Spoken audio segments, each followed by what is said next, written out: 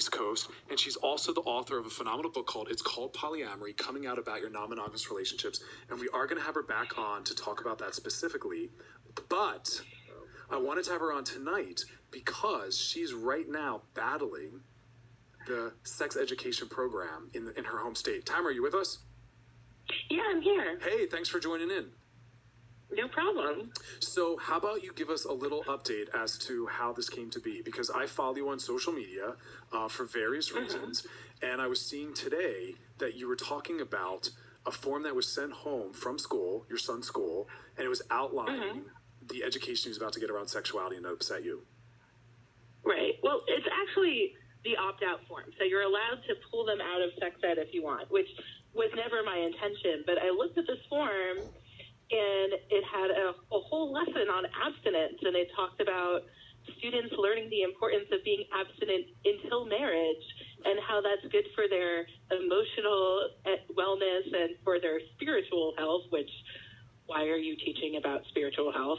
Oh my God, I'm concerned. And let's make sure children don't ever act like children and actually learn different milestones and have adults to support them and help them through it and problem solve and struggle and all of that, right? Yeah, none of that. And here's also the bigger question. How comfortable are you, as a therapist and as a sex therapist, how comfortable are you with schools in any form engaging in sex education, period? Are you supportive of that? I do think schools need to do some sort of sex education. I just would hope it would be in alignment with what we in the sex ed field know actually does the most to promote sexual health. Knowledge? Which this does not. Yeah. Actual knowledge. Right. I mean, actual knowledge, but also avoiding the shaming. Like, this particular message about abstinence until marriage is, I think, most harmful for children who have been sexually abused or assaulted, because they get this message that they're impure, that they're not going to be loved later because they're like discarded chewing gum or whatever. And I think, you know, it's bad for the kids who are sexually exploring and who are feeling bad about it, but I think it's way worse for the kids who didn't even have a choice about that. And like, schools are just picking up the fact that they should maybe talk about consent, but they haven't gotten anywhere as far as like the nuance of these kinds of issues. Yeah, I remember when I was in grade school, sex ed was the first time that sex was actually spoken about around me, and it was always so heterocentric. And so I wasn't relating necessarily to everything that was happening. And again, it's been a long time since I've looked at the curriculums very deeply, but I remember it being not just anatomically centered, but also like very STD centric. Yeah. And just didn't talk about, if you're going to be sexual, here are ways to go about it that are safer. It was just, don't do it, and we're going to act as though that's going to be everyone's goal. And that's not what anyone around me was doing. Right. I mean, it was interesting because I've been like skimming through the curriculum, you know, in the past like 24 hours. And one of the things it talks about is how, you know, having sex is so harmful because, you know, babies are so expensive. And so it hasn't occurred to them that, first of all, gay sex is the thing. Right. That second of all, contraception is the thing. Like, I just, like, it is like, on the one hand, like you say that you are in some other unit going to talk about contraception, but then we still go back to, like, you shouldn't have sex because babies are expensive. I mean, that's interesting. Babies are expensive. But it's true. But you know, the pill is not that expensive. Right. And also at that point in my life, I think it was, and you two weighed on this as well, I think it was around 7th grade and 8th grade when I was having my first sexual experiences. Mm-hmm. That's when I most needed that information, because that's when I was most clueless. And also, pleasure is important. Oh, yeah, that's and that never is ever taught. And talking about consent, I think that in sex ed classes, however young they start, everyone has this thing in their mind, talk about being heteronormative, where it's like, the penis goes into the vagina, then it does what it does, and then it's done. And then it's like, oh, that's sex, and it's not, and then boys go around thinking, oh yeah, sex is my penis goes into a vagina when I want it to. Right. And now there's no pleasure, now there's consent, there's no asking, there's no... And I'll take that further, because what happens, and Tamara, weigh in on this about your experience, working with adults in my office doing couples and sex therapy, I see that being played out in their adult mind as well, where they're so obsessed with the ability to get and maintain an erection, and they only see the, you know, penetration as the true successful definition of sexuality. And I'm working so hard to be like, look, it's not always penetrative. Look, there's 1,000 ways to be sexual. Look, you know, foreplay is an inherent part of sexuality. Like, all of these things that I'm unpacking, and it's shocking because you can link it almost directly back to those grade school mantras. Like, not very little interrupts it. How does that happen, right? Yeah, definitely. I think consent should start super young, even if it's just kissing. And certainly the first thing I didn't need to learn in 8th grade was how to put a condom on a banana. I was like, I don't know that I'm ready for that, all that.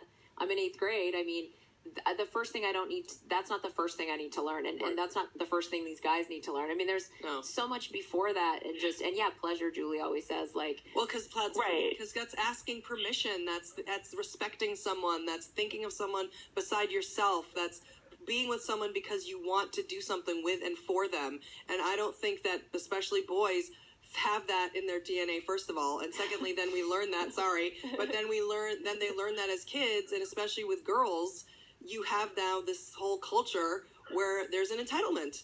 And I think that could be taught early on, that we're coming together as equals. Right. And whether you're a boy, girl, boy, like, and what does that mean? Mutual respect, and what are we looking for, and what do you want from someone, and how do you get, you know what I mean? Like, all that stuff is sexual. Absolutely. The first thing would have to be that we're there for pleasure. They're scared of that. So good. We're listening. Yeah, so one of the things that I noticed is in looking at the curriculum is, like, there's a whole bunch of stuff about boys getting erections and, like, you know, having nocturnal emissions and all this stuff. There's nothing below the waist for girls except for talking about periods. Wow. There's no talk about pleasure. There's no talk about lubrication. There's no talk about masturbation. There's no talk about anything that could be fun for them. And the only message that they get is that this is going to be something that is going to hurt, and it's something that could get you sick or get you pregnant. And I feel like all they give girls is this, like, you should be terrified. And that just, and then they are terrified. And it's a self-fulfilling prophecy. And when they do have sex for the first time, it is painful because they have no idea that, like, if they were to get sexually aroused, chances are it wouldn't actually hurt. You know, like I just, it makes me so sad. But what I love is you're doing something about it. Yes. Talk to that for a second. I mean, I have a meeting scheduled with one of the people from the school system, and I've contacted my state delegate because this is apparently a state law that they have to teach abstinence until marriage. And what I see is when clients come into my office and they've been abstinent until marriage, when they do try to have sex, they have all these hang-ups about it. Yes. Because, like, all of a sudden they're trying to do this thing that they've been taught is bad, and getting married doesn't change that wiring somehow. Like, they've always been trying to shut down their sexuality, so now that they're trying to awaken it, they don't know what on earth to do. So hold that thought. We're going to hold that thought. We're going to go to a quick break, and we're going to be right back, and we'll pick that up. You're listening to Loveline with Dr. Chris on 97.1 HD2Radio.com, and we're going to be right back. Loveline. We'll be right back. Loveline. Get your body back to the back of the frame. Over the West Coast, funny way. I'm not a rhinestone coward today. Tripping on tongue, messing away. And a little talk can't save the face. Losing your ring, beating the face. Everybody else get right in my way.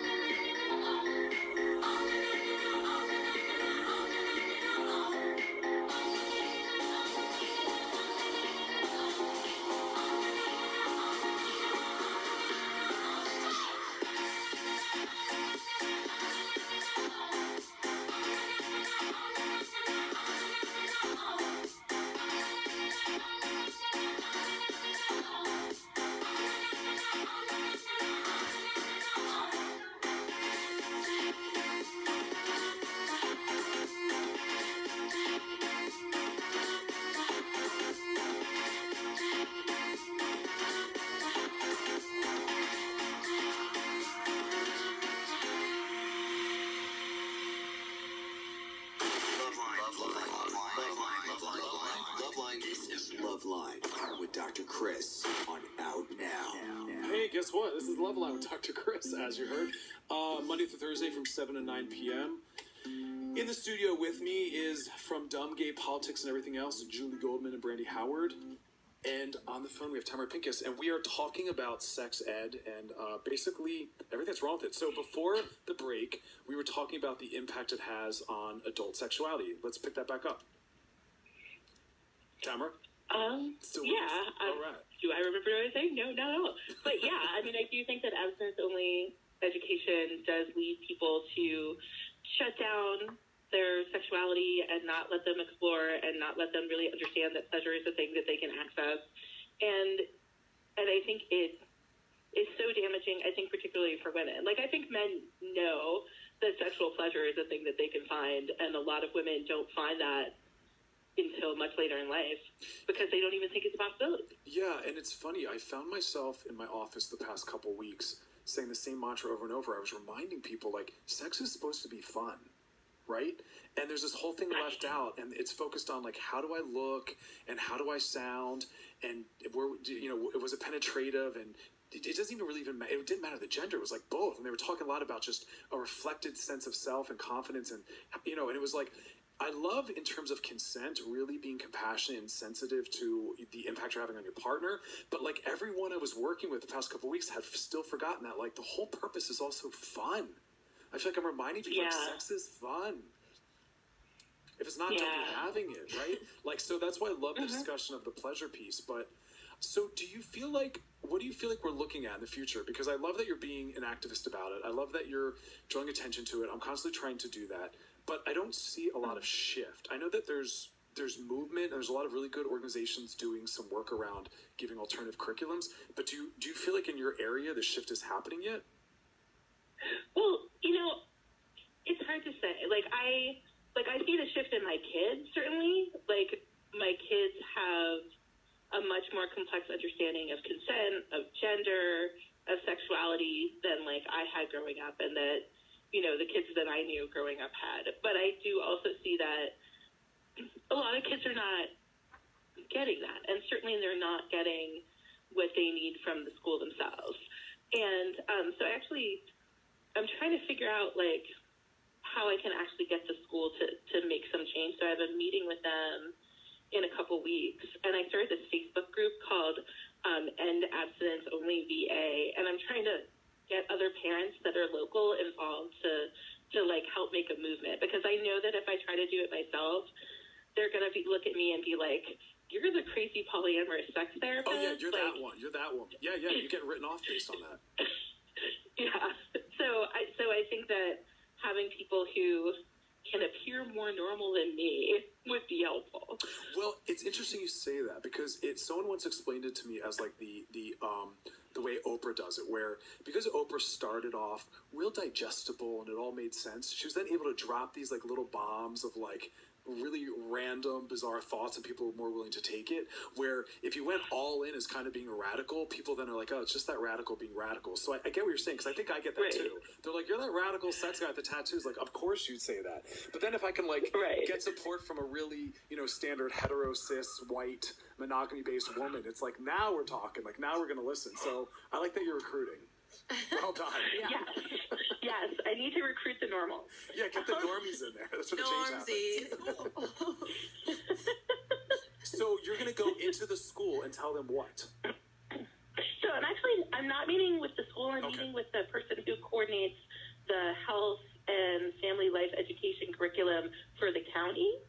And I'm going to say, like, I'm going to point out the problems in the curriculum and where I think that the problems are. I think there's some basic things, like they gender segregate for a lot of the lessons, and yet there are a lot of kids. Like, kids these days really do have, a lot of them identify as genderqueer, a lot of them identify as trans.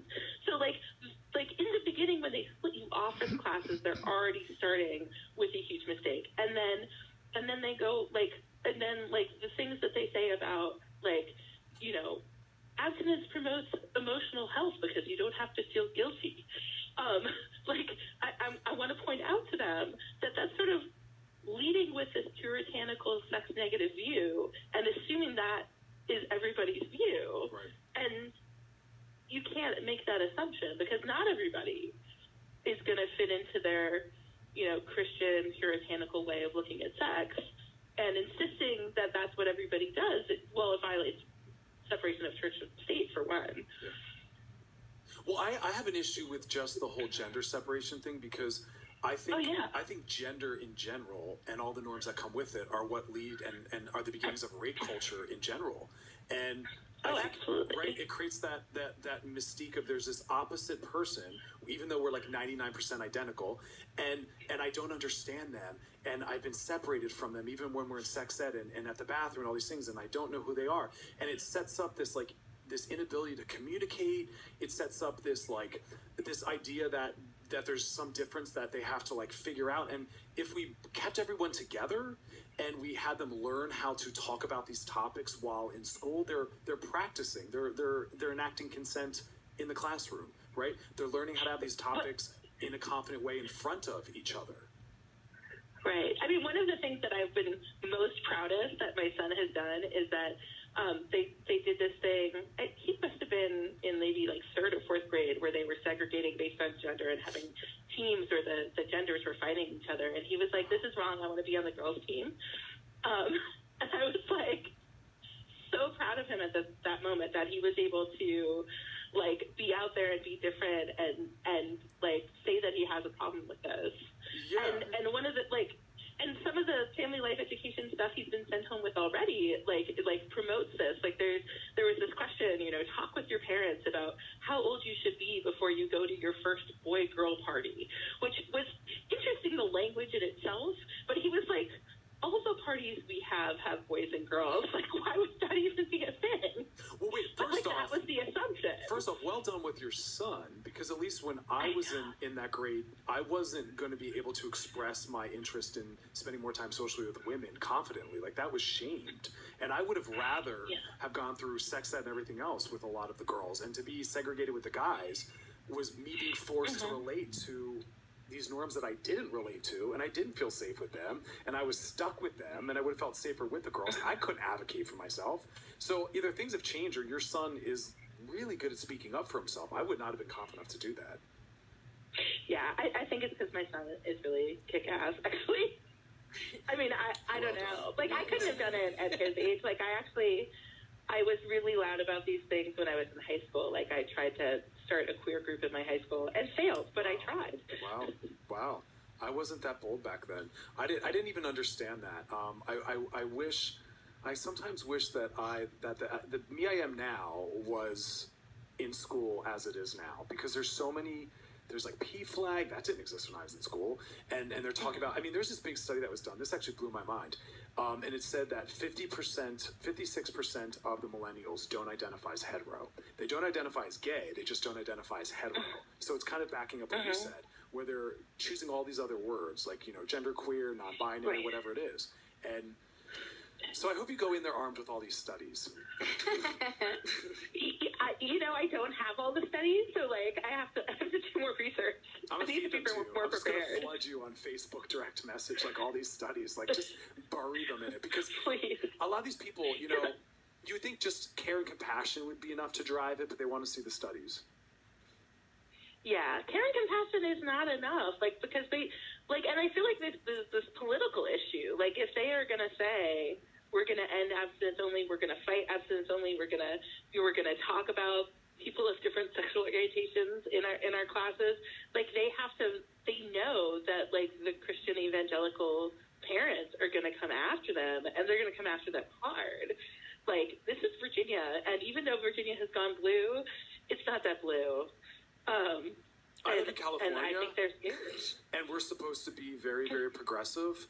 And I was asked to come speak at a Christian university, which I honestly thought I was being set up, because I thought, I'm going to come in here and talk about sex therapy and sexuality to a Christian university. I don't know how that's going to go. And it went horribly. It went horribly. And we're in California, and these people were being trained to become therapists, and some of them were interested in sex therapy. And I was sitting there saying to them, I'm watching you struggling to just hear some of the words I'm using. Your clients are going to be talking about these things. And they would say things like, well, we're not necessarily all going to be doing sex therapy. And I was like, but you're doing therapy. Sexuality is always in the room. especially if you're doing anything relationally based. So, Yeah. good luck. That's basically what that meant. Good luck. Good luck. I'm glad you're doing it. You have my support. We got to go. I want to have you back on, though, next month or the month after to talk about your book. I would love to. Polyamory is something, and just more diverse relational styles as legitimate options is something I'm trying to give more attention to. So thank you so much for being with us. I know we're a little bit of a handful. I got a full crowd with me here tonight, but we'll have you back on. You're listening to Loveline with Dr. Chris, and we'll be right back. Loveline.